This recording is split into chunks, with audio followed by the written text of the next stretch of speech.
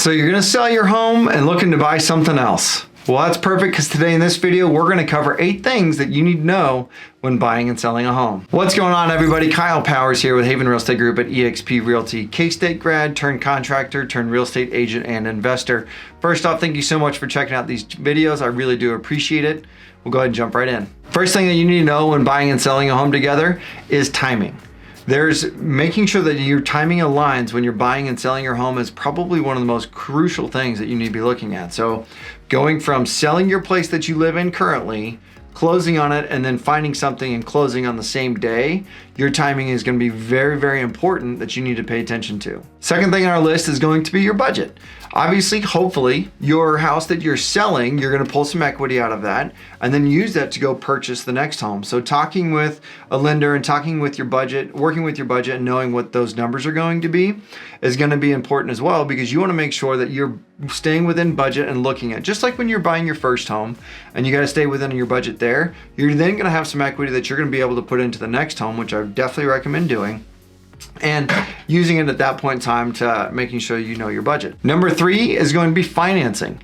Going through and getting pre-approved and all that stuff is obviously very important when you buy your first home, but it is just as important and probably more important on the second time, because you don't want to put your home on the market before you actually know that you're pre-approved or not, because unfortunately, things do change, jobs change. Maybe you got a demotion, maybe you've got a promotion. Hopefully it's a promotion, but things do change. So you need to kind of pay attention that your financial situation may change. And so knowing that you have that pre-approval before you put your house on the market is going to be very important. Number 4 on your list is going to be contingencies.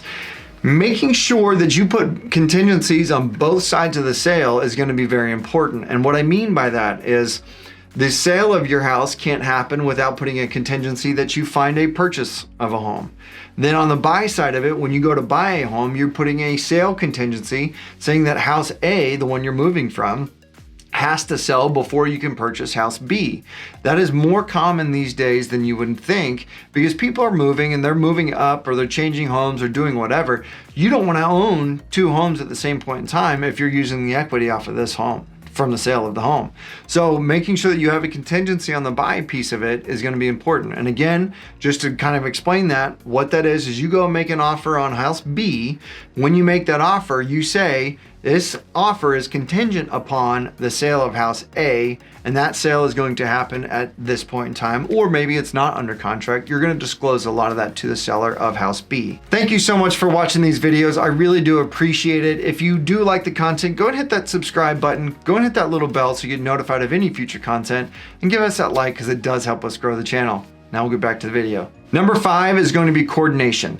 Working closely with your real estate agent. Either if you're moving out of a city, let's just say moving out of Tennessee and moving to Manhattan, Kansas, having that close coordination with both real estate agents and having that coordination, that making sure that that house closes, again, the contingency piece of it, making sure that house A closes in Tennessee, so that way you can close in house B, and making sure that these all line up. And again, it can be within the same city as well. But what you want to be paying attention to is making sure those are all coordinated, because what's going to happen is when house A closes, they're going to send the money to the title company, and for house B to close at the same, literally it's going to be wired, same day closing, all of that kind of stuff there. So making sure that you are staying coordinated with everybody, making sure everybody's left in the loop, lenders, real estate agents, title companies, everybody involved, making sure everyone stays in the loop and coordinating well. Number 6 is the closing.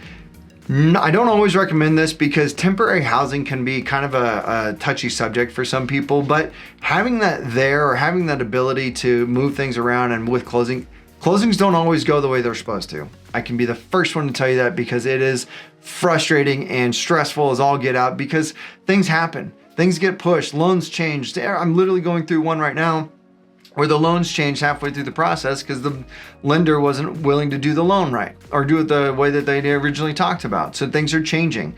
So being able to be flexible with that closing date and with that closing time is going to be important. And sometimes that means having that temporary housing, because it's like a domino effect. If house A doesn't close, then house B doesn't close. And if house B doesn't close, then you don't have a place to live. But if this one closes and this one doesn't, things happen. So just be aware of that and be aware of the closings can change. And so having a backup plan is always a good idea. Number 7 is assistance. Obviously, I'm a little bit biased. I am a real estate agent, but I would always recommend that you have a real estate agent to help you out through this process. I do this every single day. We sell multiple homes a week, multiple homes a year.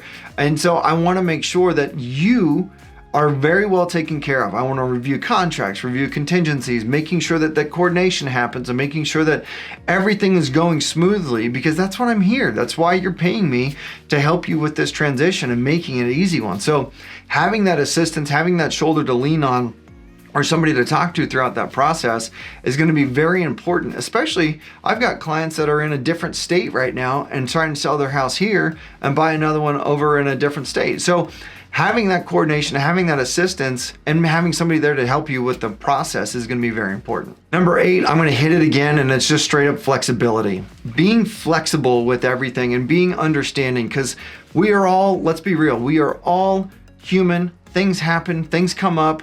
You know, I've had dealings where there's death in the family where things just don't go away. If you've ever had that, I'm sorry, but you know that things happen. So, you know, you've got that, loan changes or a job changes or everything along those lines. Just being flexible, not necessarily being so forgiving that you bend over backwards for them, but also being flexible and knowing that things can happen and knowing that we have that ability is going to be crazy important. But just to be flexible and being able to work with people, because things do happen and things do come up. So having that is going to be very important. As always, thank you so much for watching these videos. I really do appreciate it. If you do enjoy the content, go and hit the subscribe button. Go and hit that little bell so you get notified of any future content, and give us that like, because it does help us grow the channel.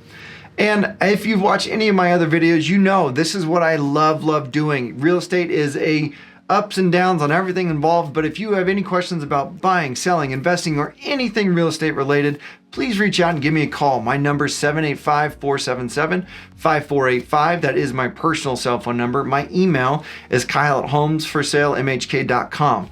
As always, I appreciate you and thank you so much for watching. We'll see you on the next one.